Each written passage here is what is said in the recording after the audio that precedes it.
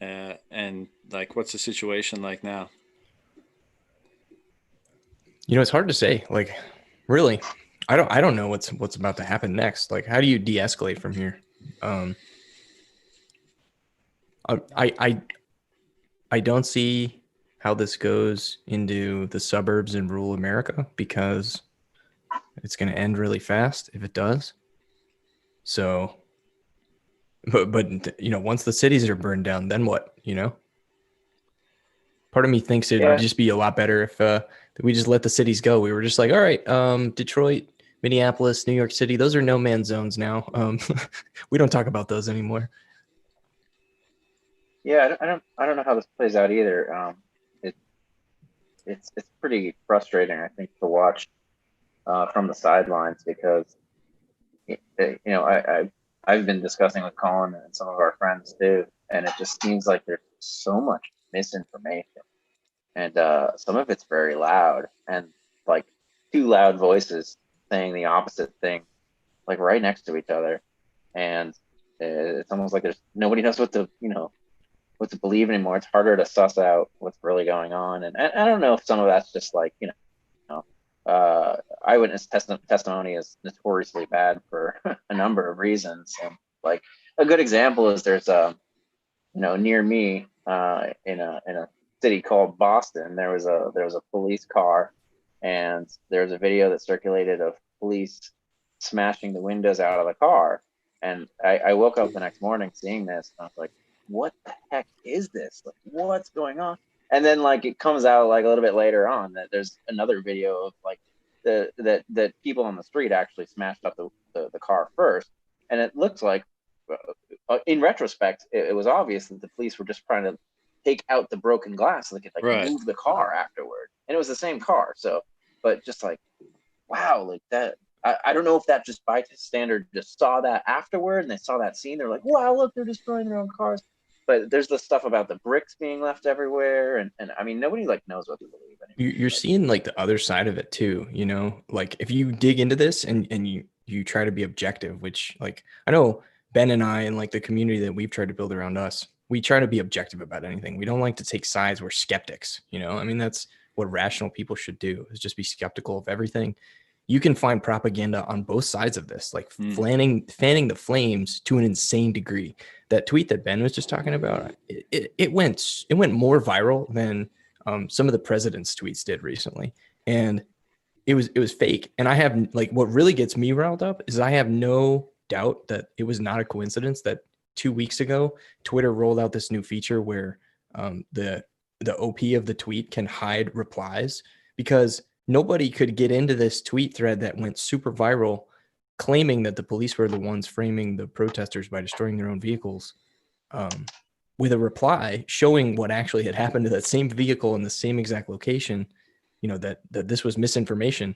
Nobody could dispel it because of this feature Twitter rolled out where the author can just hide all of the responses. And you'll see the same thing on the other side too. Like, I saw someone sent me a video of protesters running into somebody's house, um, and it was the caption of the video was just, protesters are now, or rioters or whatever, are now looting residents in DC neighborhoods. And I knew that that was wrong because I had already seen the original clip. They had been invited into that home because the homeowner was trying to protect these people from tear gas, and they just packed as many kids into the house as they could fit. But you can see the propagandas on both sides, so you have to sort out truth for yourself. You can't rely on anybody else to give you narratives or tell you what to believe about anything. It's so dangerous, and Right. this is clearly orchestrated. Like, somebody wants to push that narrative. I mean, it totally seems like that sometimes. So I wouldn't dispute that at all. But the funny thing is like people almost, I think a lot of Bitcoiners have the approach like there is so much going on and there's so many conflicting narratives and so much conflicting data and information. Like, I'm just gonna step back and not engage with a lot of this and just do my own thing. And but people actually sometimes push back against that. Like if you're not mad about X, if you're not indignant about Y, if you don't hate Trump, if you don't do this, then it's like they think you're retarded. But like I'm thinking, well, how could you? Here's a perfect example. Something that's really dogged me for the whole COVID thing. is we don't seem to be working. We don't seem to have even a desire to have the best quality data about this whole pandemic as we can get, and then base our decisions on that data. That doesn't seem to be a priority, which to me is crazy, because for so many reasons, like, wouldn't we want to know the true data? Also, wouldn't we want to see that data in context so that we can gauge our response, whether individually or on a larger scale?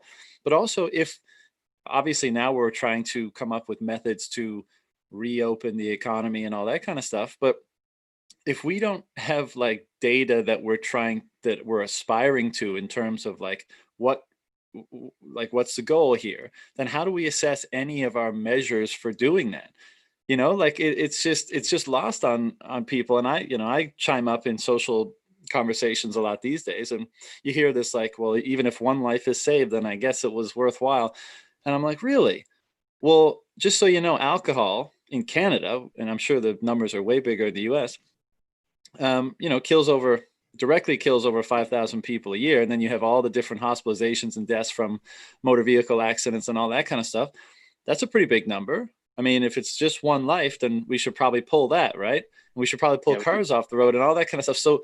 And I'm, so what is the rationale that we're applying to things like this to coordinate our action and our behavior? And there's just no consistency, and there's no real basis. It's pure emotion and fear.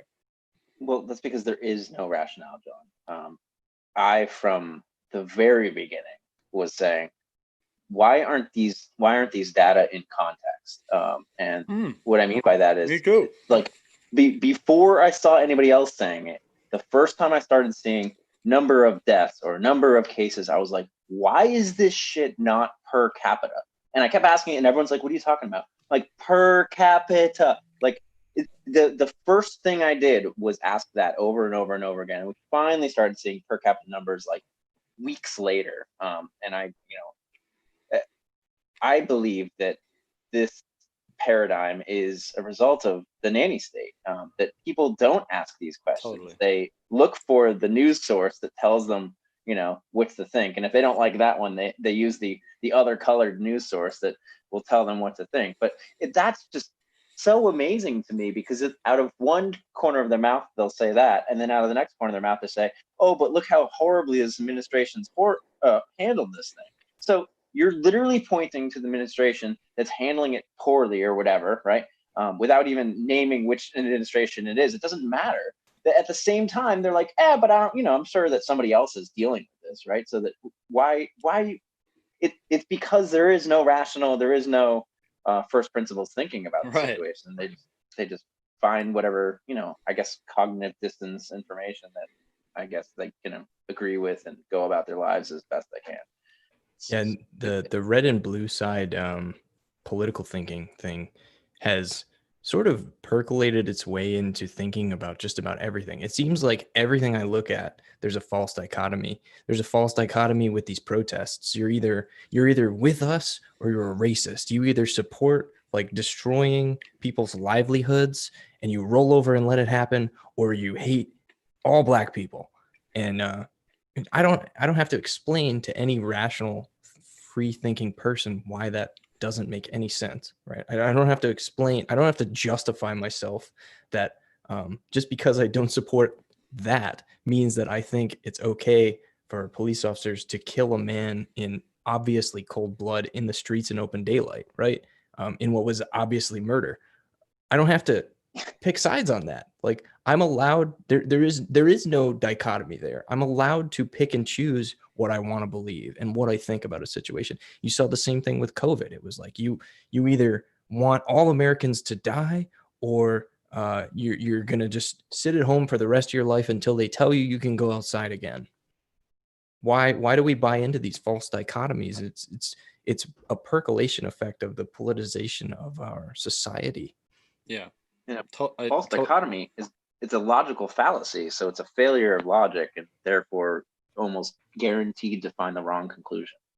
Yeah. But this is a huge, it's a problem that's endemic to the world in most places. And that, like, there seems to be very little concern for truth. Now, people will say, like, yes, of course I care about the truth. I want to know the truth, everything, but there's no action to back that up.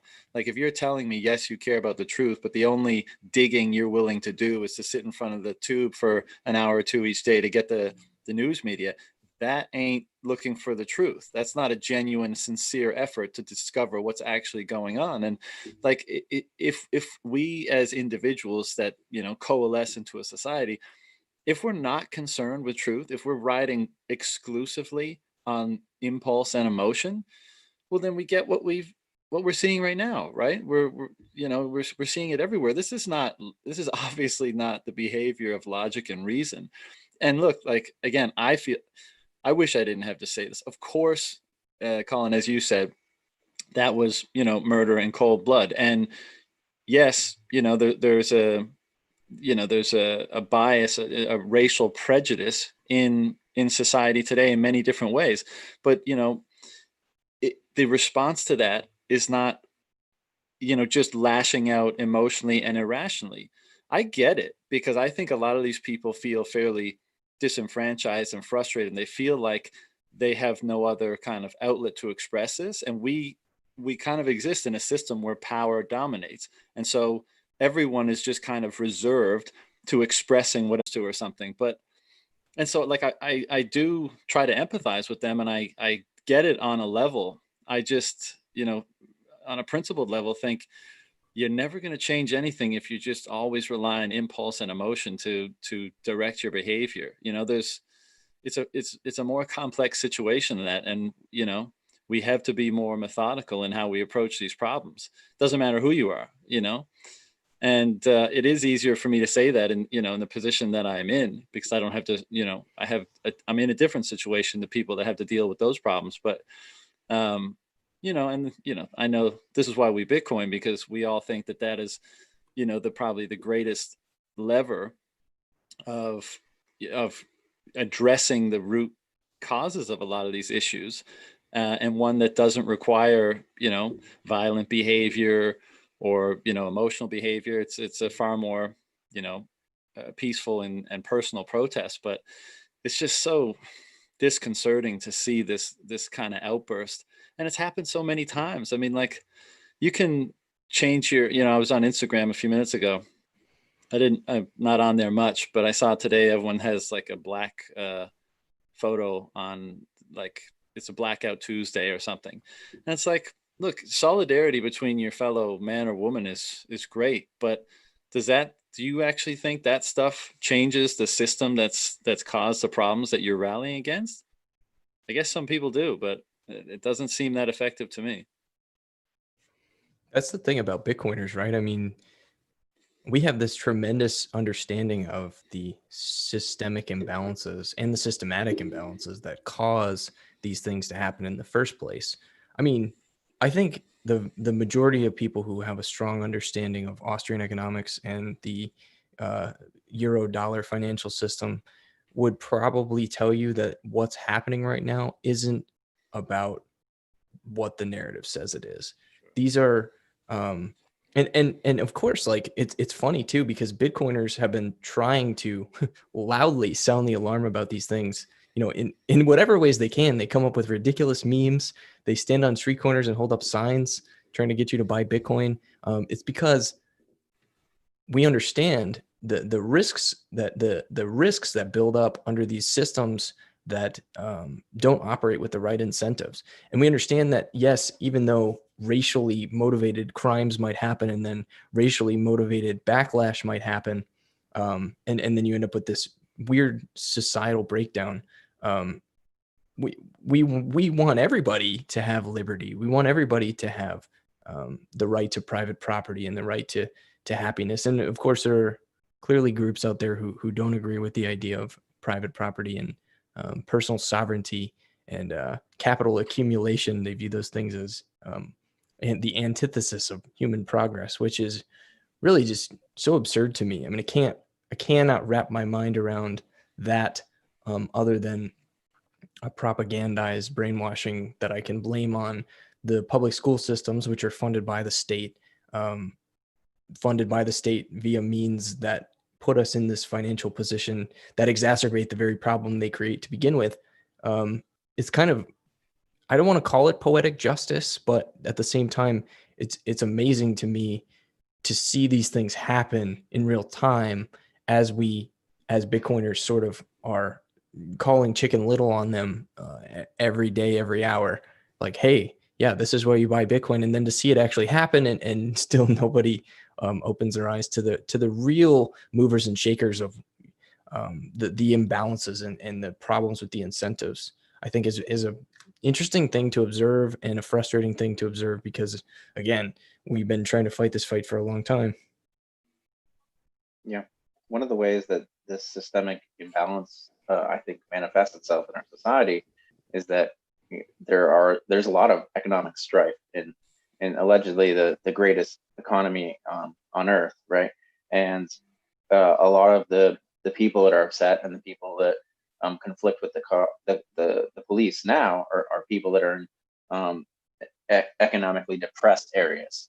The crime rates are obviously and statistically much higher in poor neighborhoods. And obviously, as Bitcoiners, we believe a sound money society would lift more people up. A rising tide lifts all boats kind of thing. And I think that this society has stolen from these people, and they're rightly upset.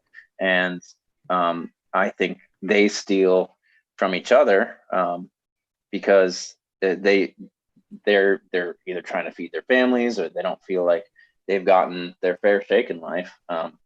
Whether they can't get a job, or those jobs aren't paying enough to give them an opportunity to start a family and have a house and retire. I mean, these are the basics of the American dream. And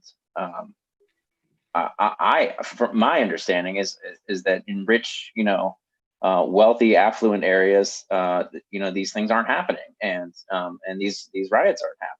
And I'd point to finding a way to lift up all of society onto on a more even keel, to not hollow out the middle class, and I don't know. I just, that seems so clear to me, and it seems so hard for other people to see. Well, that's part of the frustrating nature of being, kind of being orange pilled as we are, is, and again, like I always preface saying this by saying, like, this is still just subjective. I'm sure I have blind spots, and there's many different areas in which I may be wrong.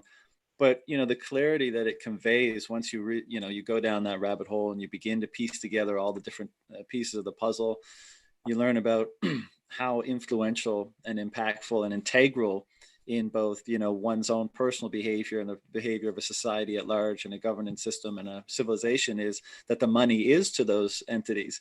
And, it's somewhat tragic, because you see with clarity how things are functioning, how they could function better, and how they're moving in another direction. And, again, one of the kind of ironies about all this is that these problems are caused by, the state and what they do with capital, et cetera. And they create all these inefficiencies, and that creates inequality in various areas. And then the people who are on the short end of the inequality stick, well, they turn around right back to the government and say, well, we need more handouts, or we need more support, or we need whatever. And I'm not, slighting them for doing that.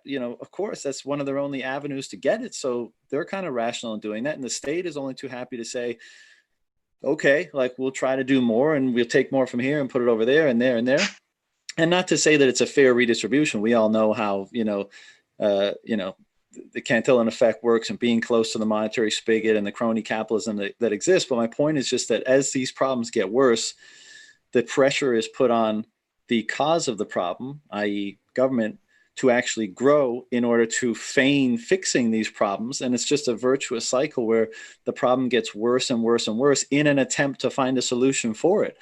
And, it's, again, it is why we Bitcoin, because I think we see that with greater clarity, and we realize that only ends in one way. But, it's not a pretty sight to watch unfold. And, I'm sure we all know the effect that, money printing has on exacerbating inequality, right? Because, you know, you're taking capital from the markets and you basically, the value accrues to people who hold assets, and the people who don't are the ones from whom the value is taken and who suffer the effects of inflation the most. Well, you know, let's say we've been watching that process for the last 10 years and we've seen this kind of widening gap. And WTF happened in 1971 has a few great charts on that. What happens when we do 10 years worth of that in a couple months? Like if that inequality is truly caused by that process of just, you know, printing money out of thin air and the distribution that results from that, and the inequality that results from that distribution of that money, and we've watched that happen, and it's been pretty bad over the last 10 years. What happens when you have that amount condensed down into 2-3 months, when you get 10 years of that process in a couple, not even a full year, a couple months? You would have to rationally expect you're going to get dramatically magnified inequality and the offshoot, you know, effects of that inequality. And currency systems, and even just like societies in general, the nature of trade, exchange of goods and services for profit, which is what your livelihood depends on. And those of you listening who they say that profit is bad, capital is bad, your livelihood, you know, the air conditioning in your house and the refrigeration that keeps your milk and eggs cold, and your grocery stores full of food, and your gasoline that you put in your car, all depend on people being able to make a profit to provide you those services. And if those profit incentives are destroyed, you don't have that anymore. And I'm glad you brought up our WTF happened in 1971, because Ben and I's project has given us probably remarkably unique perspective into the meta narratives that people have to explain away certain phenomenons that are caused by bad money. And we deal with this all the time, and we're constantly bouncing back and forth off of each other, how better to get people asking the right questions that lead them back to the answer, which is the incentives, which are created by the money. Because free market systems are wholly and fundamentally incompatible, really, like on a long time scale. Like they obviously seem to work in short succession time periods, but on a long time scale, it just breaks down. It can't function. And a good example of this, and this is something Ben and I have talked about quite a bit recently, is this phenomenon that you see where people are blaming Wall Street, right? We saw this with the Occupy Wall Street movement in America a few years ago, and we're kind of seeing it now, but like emerging in a different form, where people are like burning down these businesses and saying, oh, it's just the corporations. You care about the corporations and their profits. They have insurance. And really what we're actually seeing here is the financialization of these corporations. That is, it's marked a shift in our society where profit incentives have changed. Financial engineering, meaning things like borrowing money to buy back stock rather than saving money to invest in your consumers, to invest in the efficiency of your business, to invest in raising your employees' wages to better retain them, to be able to serve the consumer to make a profit, is less profitable than engaging in financial engineering. When you have a society that has a technology company like Apple, right, that in like 2016 had $200 billion in capital, in cash, and they are borrowing money to buy back stock rather than spending their cash hoard, you have to ask why, right? I mean, I read an entire book on this topic, and she did not ever even touch on the incentives. She never touched on the money. The basics of a free market economy is that you make a profit by serving the human action of the consumer. And when that relationship becomes disrupted, distorted by the incentives, then you end up with situations where it's more profitable to financially engineer the inflating value of your equity asset than it is to serve the consumer. It's a complete breakdown of the function of markets, and it's just a perfect example of why, you know, people are pointing to all these big corporations or Wall Street and saying, why are they getting all the money and we're not? And what's even worse about that is once you understand this concept, it becomes so ironically, devastatingly sad to see people point to this and see how it's not serving the people and say, look, capitalism doesn't work. It's like, dude, they broke capitalism in 1971 and in 1933. Like, this is not capitalism. It's what Robert Breedlove calls socialized monetarism. And guess what? He's not the only one that came up with that. Max Hillebrand and I also independently came up with that same moniker. It's not capitalism. It's social monetarism. Yeah. And there's so many examples of that. I mean, one very basic one, like the moment bailouts happened, especially on the scale they happened in 2008, they were baked into the business model of every big corporation from that point onward, where they could say, especially as you mentioned, in a cheap money environment, a low interest rate environment, let's just lever the hell up, buy back stock, boost performance, happy shareholders, we get our bonuses, et cetera, et cetera. Good times, the gravy train never stops. And if it does, well, one, maybe we won't be around, but two, we're going to get a bailout. We employ too many people and we can dangle that over the heads of policymakers, and we're too important to the economy and yada, yada, yada. So we'll get a bailout. And so, yeah, sure. I mean, the taxpayers will get screwed in that arrangement, but we, the decision makers of the corporation, won't. I mean, we're going to make out like thieves, ironically enough, because we're just going to pump all this cheap money into our companies to bolster the share price. Like, that is a fundamental breaking, as you say, of capitalism. And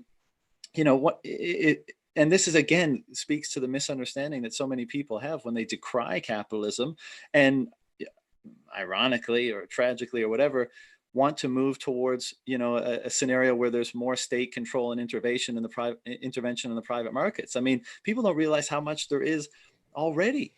How much, like, there's so many different ways in which the state is intervening in free markets, and it's doing them a disservice in a pure free market. And this is where Bitcoin becomes interesting, because these conversations have been going on for a long, long time, right?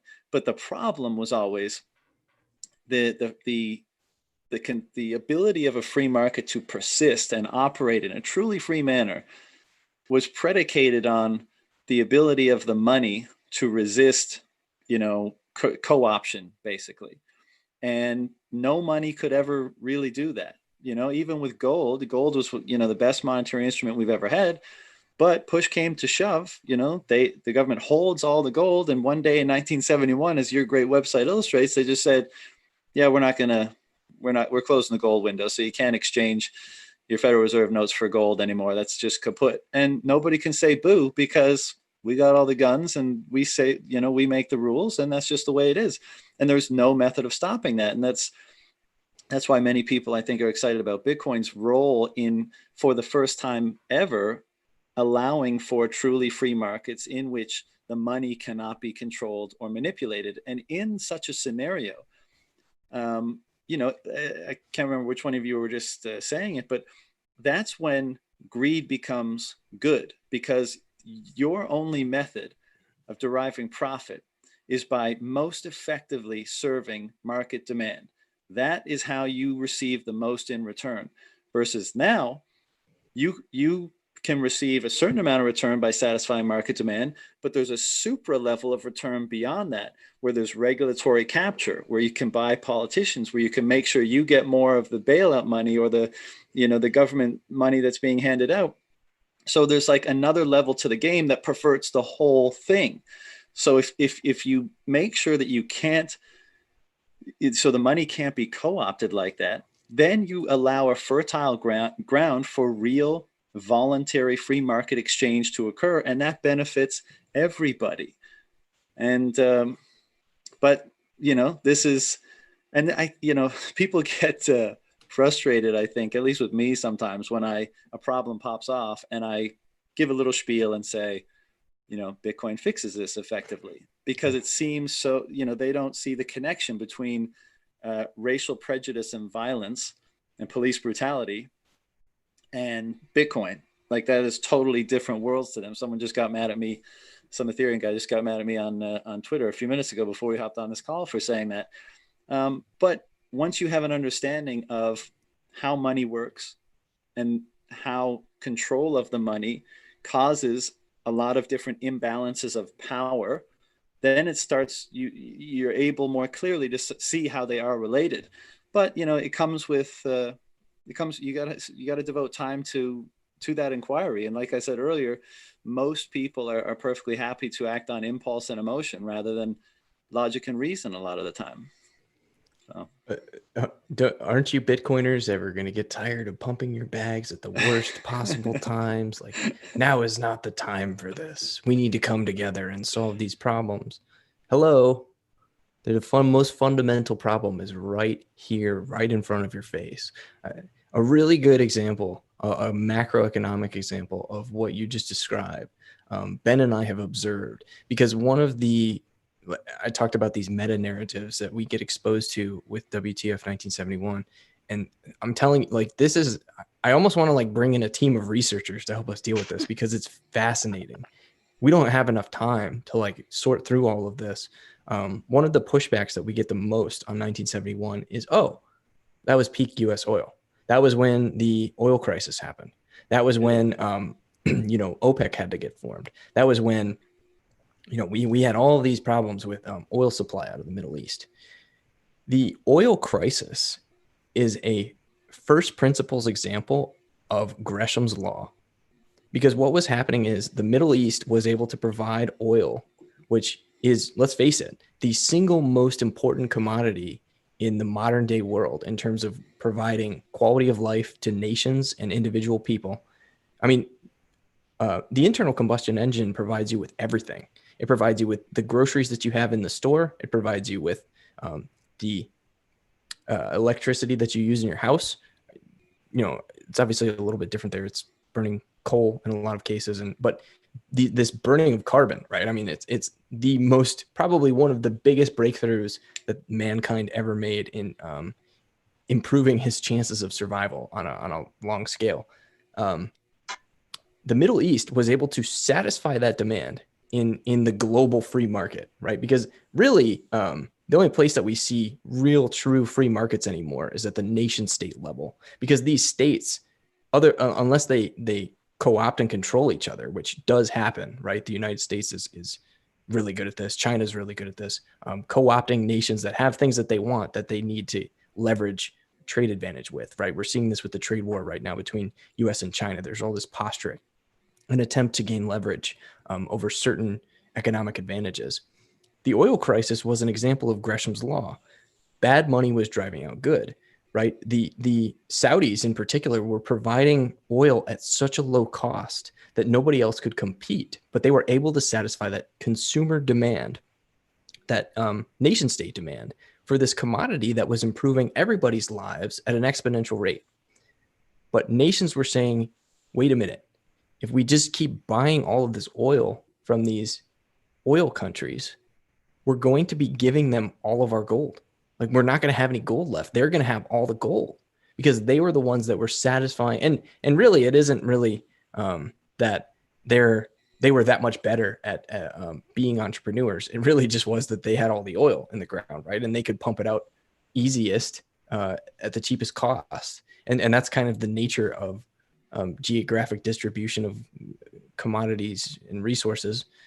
It's kind of just the fact of living on the earth. It wasn't being settled in gold though, right? You just mean that gold was still tied to the currency. So effectively, exactly. So because international currencies were tied to the US dollar, and the US dollar was tied to gold. So if the US is paying you in US dollars for all of this oil, then you can go and take that gold and redeem it at the US Treasury. And now there's outflows of gold from the US, there's inflows of oil. The US is getting what it wants. Saudi Arabia is getting what it wants, but the U.S. would much rather just give them the paper and not the gold, right? I mean, that's pretty much the heart of the problem, and that's Gresham's law in action.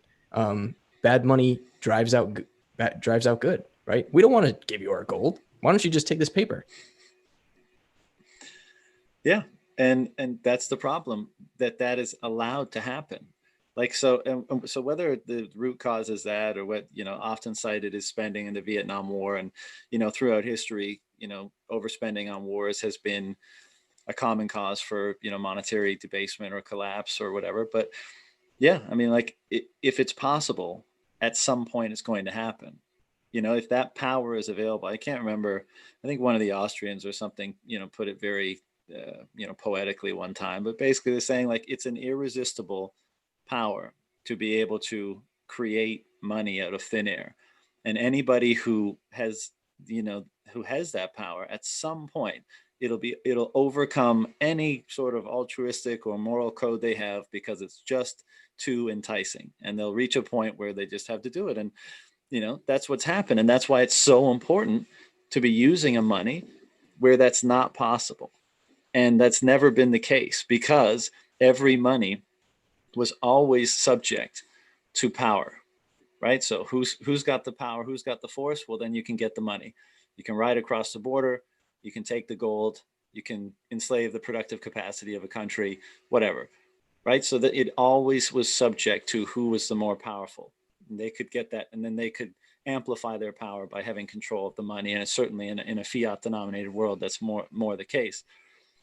But in an environment where, physical power and force does not convey, unrestricted access to capital in all of its forms, but primarily in its most concentrated form of money, then that changes the dynamic entirely. That puts a real restriction on people who would otherwise seek to do that,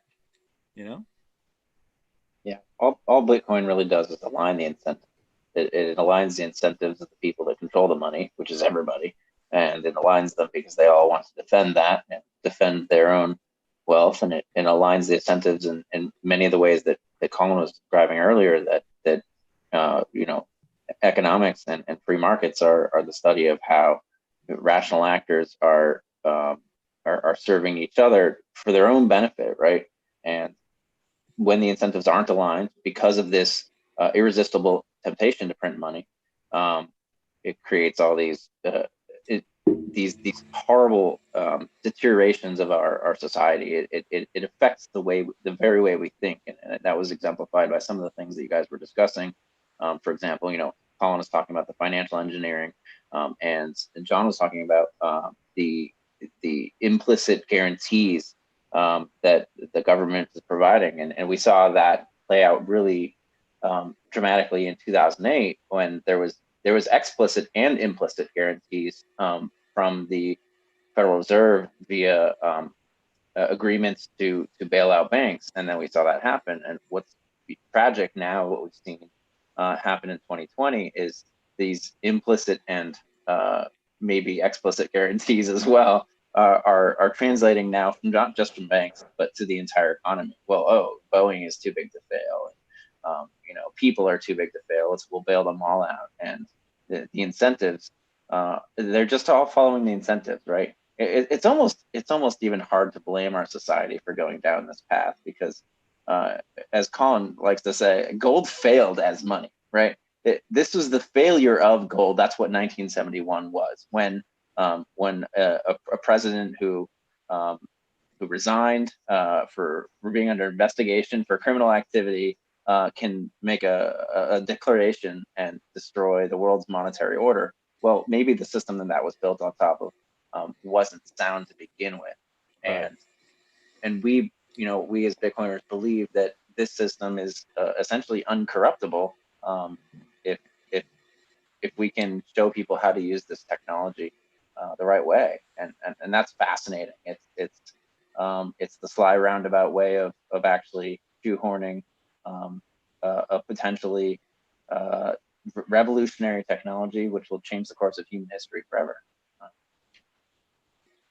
Yeah, the gold bugs always get annoyed when I say gold failed, but I mean, it's accurate, because gold needs fiat to scale, and that introduces the element of trust, and that Oh, means at I would some point. augment that, John.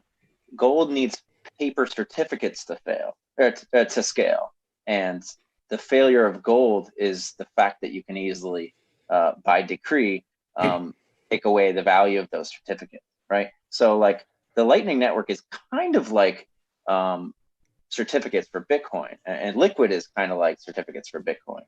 And I think the Lightning Network is more interesting because it's like cryptographically tied Right. into the base layer. And obviously that wasn't the case as we saw happen in history. But I would just slightly augment the way Yeah, that yeah. you talk about it, because it doesn't need fiat to scale, it needs certificates to Ben, scale. I would augment that with gold needs trusted third parties to scale, Right, right. Well, right? Because that's the ultimate problem. That's what the gold bugs don't understand when they argue with you. Oh, what do you mean gold failed as money? Gold is still just as good as of a money as, and then they'll send you a chart of like the S&P 500 priced in gold or something stupid. And you're like, no, you don't understand the fundamental problem. Trusted third parties, right? It's in the Bitcoin white paper. People have written about this for years in other ways, in other words, right? Economists going all the way back to Mises wrote about the problems with these types of things. Trusted third parties are what cause these vulnerabilities that allow things to happen like 1971. And this is something that I've tweeted before that I hasn't really gained much traction. And I don't think even a lot of Bitcoiners understand it. Certainly not the gold bugs who like to use our website to push their narratives. WTF happened in 1971 is not a presentation of why we should go back to the gold standard. It's an example of how trusted third parties create security vulnerabilities in economic systems. And the manifestations of those vulnerabilities in so many different areas of society, right? It's yeah, just, it's, and maybe pointing to that sound money seemed to be a little bit better than what we have, whatever the hell we have now. oh yeah. But yes. I mean, that's another one of the things, and I go back and forth between thinking, nah, these people are very close to being Bitcoiners, and also, or nah, I have fun poking at them. But for you to, once you, and I think a lot of them don't really understand money that well. I was a gold bug before Bitcoin, and I just thought, yeah, it's like it's money that the government can't inflate away, so I'll have some as a hedge.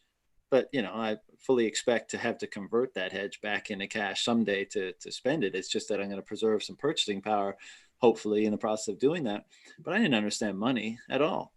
And I think that's the case with a lot of Bitcoiners or with a lot of gold bugs. And I find it funny when like their greatest aspiration is to return to like a Bretton Woods sort of thing.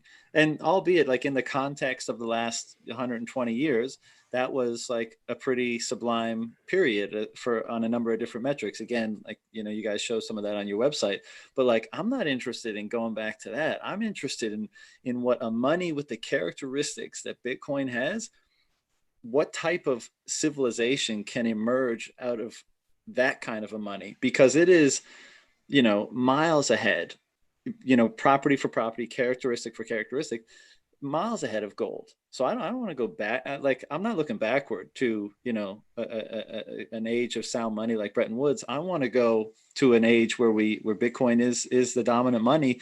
And how, like, it's so fascinating to think about how each of those attributes that Bitcoin possesses would manifest impacts in the broader world. I mean, I'm really into looking at the kind of behavioral change that's inspired by engaging with Bitcoin. And I think many Bitcoiners, and again, it's not always the same, and it's to varying degrees, but many Bitcoiners will note that there's been some kind of change in their behavior as a result of engaging with Bitcoin, whether it's in whatever capacity. And I think that's just the tip of the iceberg. And it's fascinating to begin to look and try to understand why engaging with money has that impact on you, and what characteristics of the money cause some of those impacts, and how if those characteristics change, how they may change the way in which it changes you. And there's no right answers there. It's just a fascinating thing. But anyway, my point is just that, like, I very much am excited by a world based on a money with the properties of Bitcoin. And as far as the gold bugs are concerned, I mean, I'm just not interested in looking back and trying to emulate some circumstance from the past. Your point about buying gold as a hedge in order to convert it back into the dominant legal tender, I think is the key to figuring out how to sort out the Bitcoiners from the ones who actually truly understand what it's about from the ones who don't. And that is the real Bitcoiners, the true believers, right? I mean, I don't mean to sound like I'm proselytizing when I say this, but it comes from a place of logic. It comes from a place of first principles. The true Bitcoiners are the ones that don't have a price target, right? There's a reason that some of us are so against trying to give you guys price um, estimates. Like you're like, how high could Bitcoin go? Well, if Bitcoin succeeds at what we want it to do, at what we think it can do, then you're not going to need to sell it. That it sounds like a meme. It sounds ridiculous. We don't have price targets. We're not looking to convert back into a nation state legal tender. We might have to do that just based on the reorganization of local jurisdictions and how those pan out. Right. I think we all know anarcho-capitalism is a bit of a pipe dream just based on power dynamics. But at the end of the day, we don't want to have to sell our Bitcoin. We don't want to have to redenominate it, our value gains in fiat. Bitcoin is trying to become the new money. That is the ultimate goal. And anybody who tells you anything otherwise, anybody who tells you it's about the technology or some other nonsense, doesn't understand the principles at play here and doesn't understand the problems that certainly those of us who seem to have co-opted this movement, whether it was originally about that or not, you could debate that all day long. The dominant narrative today is that this is the best global money, the best global sound money that the world has ever seen. And we want it to replace everything. Yeah. It would have been so cool to be back because, in that context, the world probably hasn't seen an event like this since, whenever gold really emerged on the world as probably first a store of value and then later coinage, right? So whether it was 2 to 5,000 years ago in pockets or whatever. But what were the impacts at that time when all those different societies, all those dispersed societies all around the world went from whatever relatively softer money they had, seashells or salt or cattle or whatever the hell else, to gold. I mean, it must have been a really, really interesting process to see how that change affected things. And here we are. And look, maybe we're wrong, obviously, but if we're right, it's like it's a once in a 5,000, 3,000, 4,000 year, pick your time frame event. And it's almost hard to grasp the significance of that. But if It's a if accurate, renaissance. yeah, of course. Oh yeah, of Think of the course. Renaissance, the gold florin, right? I Yeah, mean, these things all happened around the same time. The golden age of gold money, the Renaissance. That's what I think of. yeah, and look, like that was a phenomenal period in history and it was really amazing what came out of that.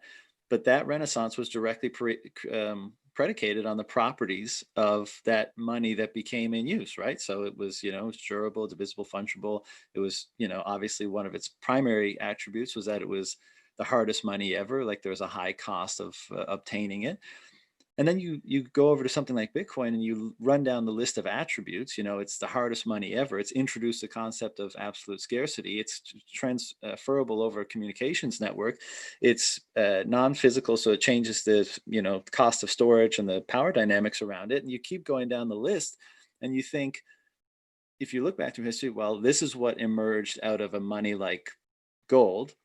What might emerge out of a money like Bitcoin? I mean, I get giddy thinking about it because it's such an upgrade. It's such a monetary upgrade from anything we've ever seen. I mean, I don't think we can really predict what it will manifest, but I guess we'll see. Yeah. Shout out to Brady for the idea about the dawn of the Bitcoin Renaissance. I love it because it's exactly what we're describing here. We all hope for a better future for all of mankind, really. And I think there's a lot of places on this earth that have not gotten their fair shake, and they've worked hard for it, and they're just keep getting destroyed by their governments. We got to align the incentives, man. And to that end, I mean, you guys are doing great work with the website, and I think I saw a tweet the other day where you guys recently noticed like a massive surge in traffic. Is that accurate? Yeah, I think we think it was mostly from Marty Bent.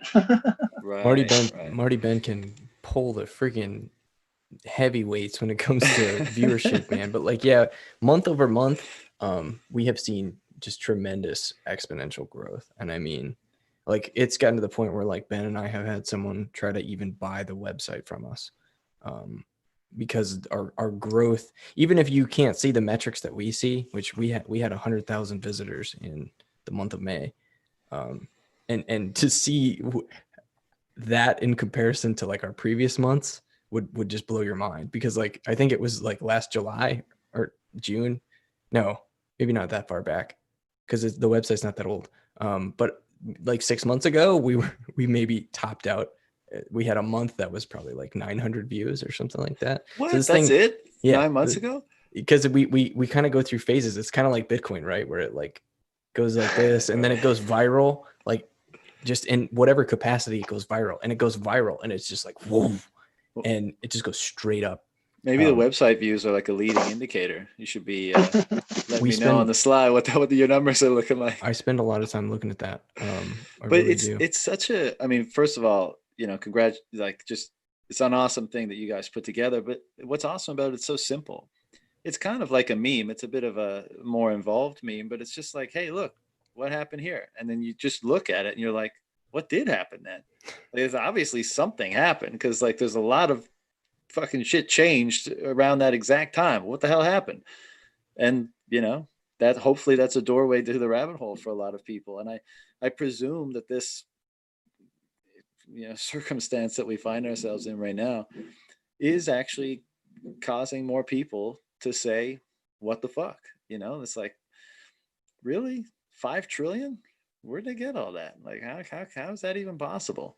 And not Why do we everybody. pay taxes if they Right. could just print $5 trillion? I love that. Well, yeah, it's true though, right? I mean, that's the other. I mean, all this borrowing that's gone on, like there's just seems to be a dissonance between people. Like in Canada, the deficit this year is projected at being 10 times what the deficit was last year, and people were crying about it last year. It was a $25 billion deficit, and it's projected at being over 250 billion. And people see that and they're like, oh yeah, that's it's going to be bad. It's like it's there's only one way. It's only going to be taxes, one way or the other. You're going to be taxes via inflation, or it's going to be direct taxes. Like that's it. So if the government borrows if the government goes in at 10x the debt they were in before, that's going to mean you're going to pay 10x the amount. And well, it's not just that. I mean, we're teetering on the brink of sovereign debt default at a global scale. I mean, global sovereign risk has never been higher than it is right now. Ever. But Colin, they can just print the money. But Ben, debt is just money we owe to ourselves. Debt is just money our children owe to us. Debt is just money of our children that we've already spent. The problem, the thing that scares me a lot about all this is what it does to the price signal, because that's when you get real squirrely stuff like, food shortages and just mayhem in markets and supply chains generally. And like, how much can you distort it? Like via all this money printing and everything before it just, I feel like it's like one of those spinning tops, you spin it, it's just like, it's when it's going super fast, it's just dialed in. And then when it slows down, it starts wobbling, I mean, at some point it's gonna break, right? Mises wrote about this. And what's amazing, what never ceases to amaze me about some of these early Austrians is that they wrote about these concepts that we're witnessing at like hyper magnitude today, but they only witnessed it in extremely smaller magnitudes back then. I mean, I don't remember the exact year when Mises finished Human Action, but it certainly wasn't in a world that looked anything like our world does today. And he wrote about the proverbial kicking the can down the road of liquidation of malinvestment. And he basically said, there is no avoiding the collapse, right? The collapse happens, whether you like it or not. You play stupid games, you win stupid prizes. I'm colloquializing. Mises didn't say that exactly, but that's what he meant in spirit. You can't avoid the collapse. You only postpone it.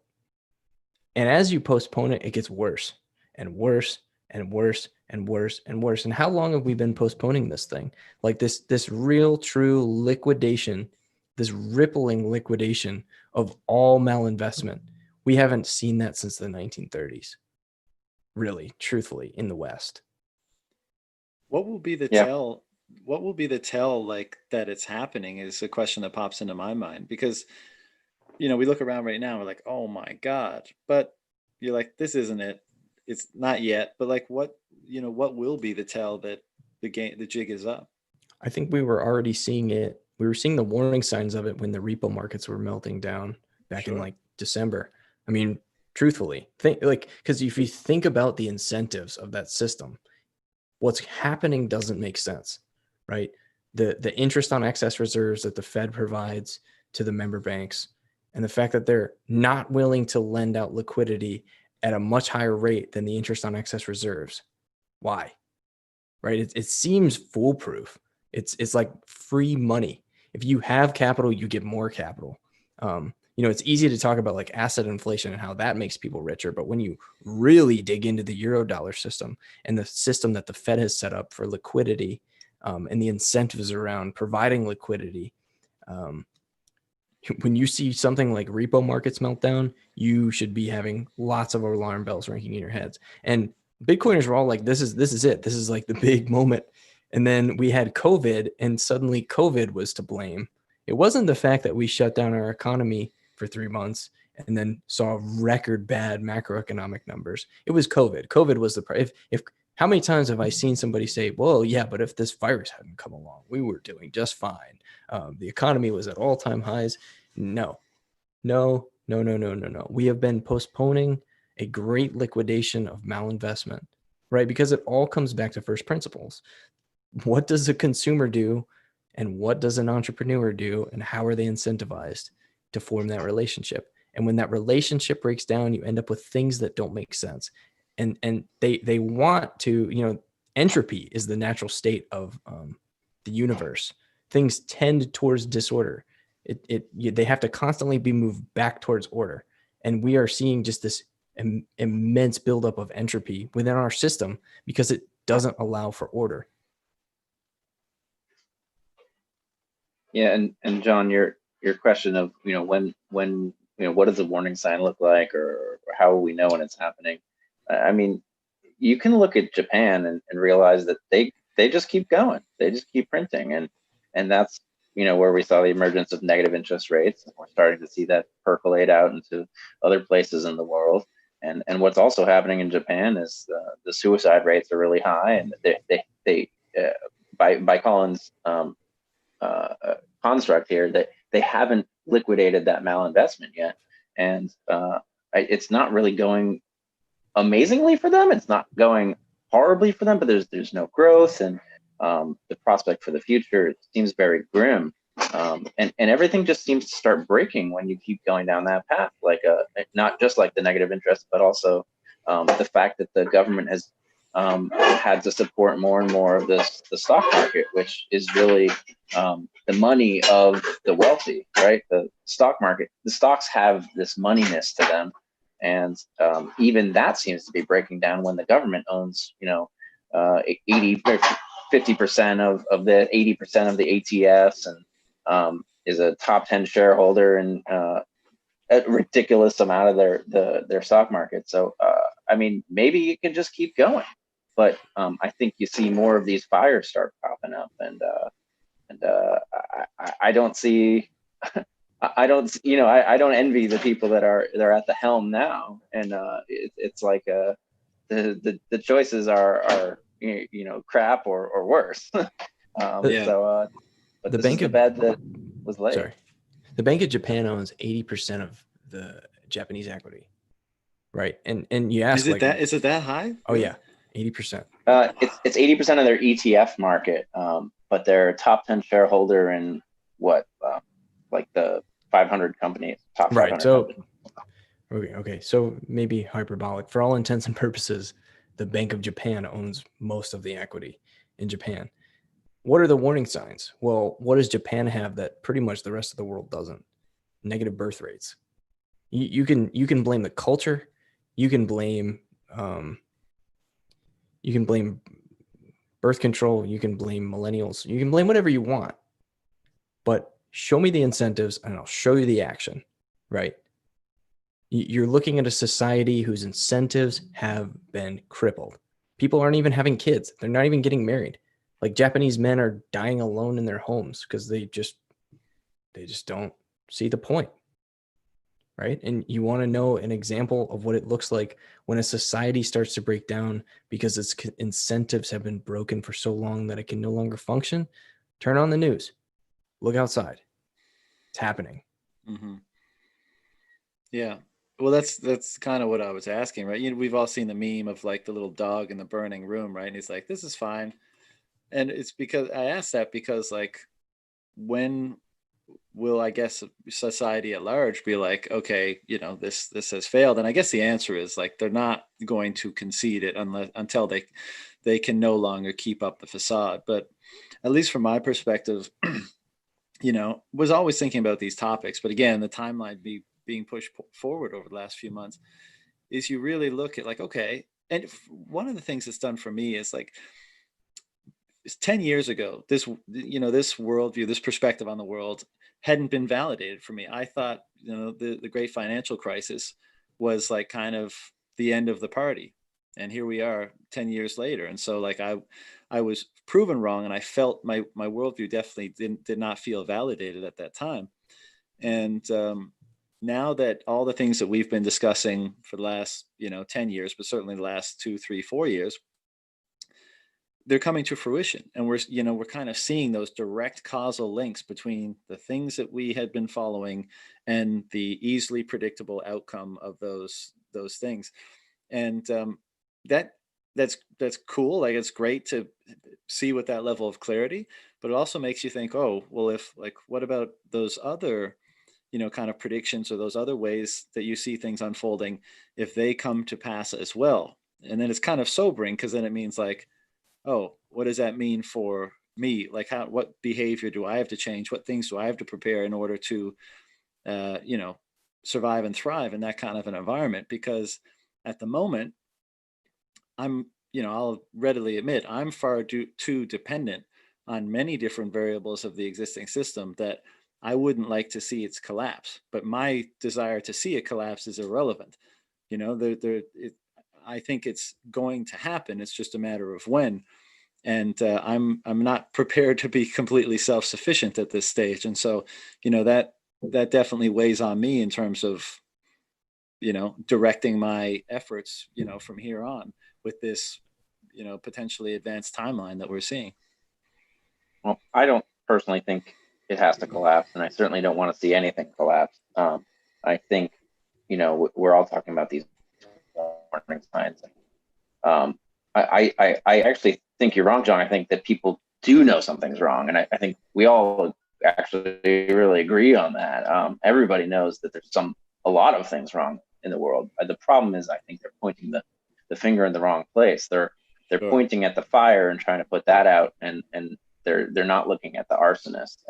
And I think it's our job to try to help people understand, the why, right? People as a society have stopped asking why, but really getting to the heart of that, getting down to these first principles, and trying to turn it all into a meme so that people actually pay attention. Man, that's the challenge, right? But we'll keep trying, and you're fighting this fight too, man. You're destroying it. I saw you on the Canadian Investors podcast. It was that was an amazing red pill, and you had them. I think they understood what you were saying, and were very eloquent. Let's just keep trying to sharpen our tools and try to help people understand this enigma. But on top of that, I actually think it's interesting too, because not only do I not want any kind of collapse, I think it is a little scary, because you think about these tipping points where if 50% of the world is already holding Bitcoin, it's like, oh well, what are we doing with all this government money at this point? But regardless, instead of us trying to educate everyone. We're all trying to put the information out there, so when people are ready, it's there for them. And you know, NGU technology is a fascinating way to get people interested. So, you know, say how that's never go up, Bitcoin fixes this, right? I mean, it just when they're ready, I guess. I don't know. And so what about you guys? Do you have further plans for the website? Like, do you guys continue to add to it, like when you come across a real like juicy chart, or what's coming up with that kind of stuff? Oh yeah, we're nerds through and through, man. Like the only reason that that website exists is because Ben and I are nerds, and because we were talking about this stuff anyway, and we were basically just like, hey, wouldn't it be cool if we just had one place we could go and look at all this data? We were like, yeah, let's make that happen. And then the meme was sort of like just our thing that we were like, well, let's just make this cool, you know, let's make this something interesting. Actually, we should credit Malik and Pierre, right? Because then they kind of help. They kind of help just tip us over the edge there. Right. There was a thread back in June where Pierre posted the incarceration rates in the United States and how they just go parabolic starting in 1971. And Malik was like, I wonder what happened in 1971. Wouldn't this make a great meme? And I saw that, and it was right around the time Ben and I were just knee deep in macroeconomic effects of soft money. And I was like, Ben, I know what we need to do. We need to do this. We need to do this thing. We need to just put all this stuff in one place. Because I mean, before this website, I don't think you couldn't really like find this much this concentration of like macroeconomic data from all these different sources, really predicated on this one idea, because so few macroeconomists understand money, that none of them put the pieces together to actually connect these phenomenons as being related. Because it's like, oh, healthcare spending, incarceration rates, GDP, those things aren't related. They're totally different, you know? 100%. Like before, you had to read the book Freakonomics, right? Like 10 years ago. And in that book, they try to show like some disparate cause and effect that you wouldn't imagine were related, right? Like most people wouldn't understand why in 1971, when the US goes off the gold standard, incarceration skyrocket or begin to trend up, right? But I think it's just beautiful in its simplicity, right? You put a magnifying glass on a certain period, you bring people's attention to it, and you just and it's so presumptive. You just say, what happened? Yeah, that's the sell. Like, what do you think happened? And you just make them ask that question in their mind, and then they go on and figure it out. In regards to your question specifically, when it first started, we were doing a lot of research, like digging through I still do it from time to time, but like digging through like data sets and like just really looking for interesting things that fit the meme, because there's a lot of stuff that I know was affected by money, like house prices. But if you look at the data, it took time for those things to be affected. And not only did it take time, but it also was exacerbated by certain policies and stuff like that. So the presentation of the chart doesn't really fit the meme. And as much as we'd love to put it on there, we refrain, because we kind of want to maintain the sanctity of the meme, because the meme is really what matters. Totally. We've learned, because it's what gets people in the door. But we have really played around with the idea of doing a lot of things, and it's hard because we don't really know if because we've kind of built like a little bit of an audience, right? Because at this point, like I said, I come through a lot of data, but now it's more so like being crowdsourced. I get tagged in so much crap on that Twitter that I can't even keep up with all of it. People just tag, like someone will post something and be like, oh, this strange thing happened in 1969. And after that, all of this stuff happened. And people will tag WTF happened in 1971. And I'll have to go and review that and be like, oh, that's interesting. You must get some good stuff from time to time. Some good stuff, some pretty stupid stuff. The one I think is the dumbest is global warming, but I'm not going to get into that here. But what do you mean? It started in 1971? That's what people show me charts that say, look, the data went parabolic after 1971. But like my thing with that is, I won't get into it too much, but temperature data has a lot of variance, and depending on where you collect it and when you collect it, you can make that data look very deceptive. And some of the data that I've seen is completely deceptive. Like the stuff that people tag me in is like, that's not real data. That's not right. Right. It's not real. But Ben and I have played around with the idea of like starting a newsletter, doing blog posts, doing like a live show, doing a mentorship, like all these things that we come up with. And we're like, I just don't know. We just don't know what the best way to cram all the information into people's heads that they actually need to really understand what's going on here. Because it's hard. It's like we sat down the other day and tried to drum up a curriculum. It was hard. And we were like, this, if we really wanted to take someone from zero to hero in terms of like, I'm a normie to a full on Bitcoiner, buy Bitcoin and never sell it type person, that's not an easy thing to do. No, Yeah, it was like 20 chapters of like probably a 30-minute video each on the subject of me and Colin rambling about each topic. It's like, well, wow, think about this how is much a lot of stuff. Think about how much time you guys have devoted to it. You know, it's to cram that in, especially to someone. It's almost like one of those things that like you almost have to find it on your own. Like there has to be a hook that just pulls on one of those strings in you that nobody can really, you know, predict in advance, and you end up going down and you find your way on one of the offshoots of the rabbit hole, and then you find your way from there. But like we have all spent, I presume, a ridiculous amount of time learning, studying, thinking about this stuff. And so as much as I often want to like grab people by their face and like do one of those, I would have been I wouldn't have been receptive to that approach either. And I think it's one of those things that it's difficult to rush, like try as we might to put out good material, food for thought, catchy memes, pull on people's appeal to people's greed or whatever. It's just, it seems like, and I say this because I've had like some really good conversations with people where, like the Canadian investor one, and I'm not talking about those guys in particular, but like a conversation like that where it's all laid out fairly clearly, their questions are answered fairly like clearly, but at the end of it there's no click. It's just like, oh, that was an interesting conversation, cool. So I don't, who knows what it is, who knows what the secret sauce is. Yeah, I have that conversation with my wife's uncle all the time. Every time I talk to him, he'll ask me, what do you think about Bitcoin? We haven't talked about Bitcoin since the last time I saw you. Like, yeah, I still think it's going to completely uproot the nature of society and completely revolutionize the way we do everything. But other than that, I think it's doing good. And people are like, oh, cool. Yeah, and he gets it because like we've gone into it and like he understands it. Like he, at least like principally, but like, just still just like, oh, well, good luck with that. I hope it works out. Yeah, I've had a bunch of those conversations, man. And I think we're here because we're the type of people in our lives that like, had people said something like that to us, we'd at least have to be like, whoa. What, why? Like, how can you make such a bold claim? But why? Yeah. Keep asking why. Right. But some people, maybe they don't ask why enough. Gents, I'm starving, so I'm going to thank you for joining me, and I'm going to go have dinner. Any final thoughts before we shut this thing down? That was a good time. I enjoyed it. This was a great conversation. Ben, you're just going to stare me into the close? Yeah.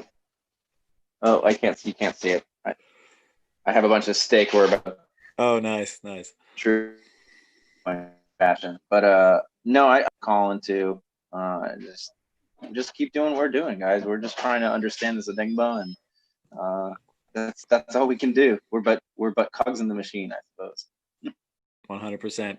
Well, boys, very much a pleasure. Look forward to the next one, and until that time, be well. Keep doing all the great work that you're doing, and we'll talk soon. Peace, guys. All right, be good.